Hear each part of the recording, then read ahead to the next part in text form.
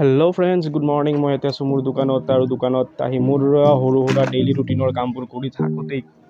ঘৰৰ পৰা আহি গ'ল মোৰ ব্ৰেকফাষ্ট আজি ব্ৰেকফাষ্টত আছিল ৰুটি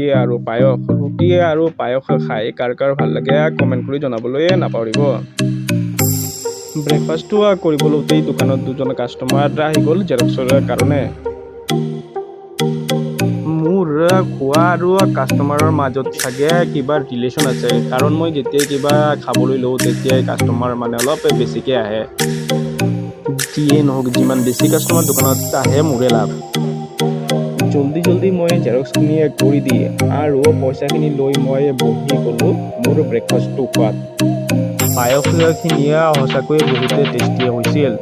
আৰু এতিয়া মই মোৰ ব্ৰেকফাষ্টটো কমপ্লিট কৰি লওঁ আৰু আপোনালোকে মোৰ চেনেলটো সাবস্ক্ৰাইব কৰি যাওক।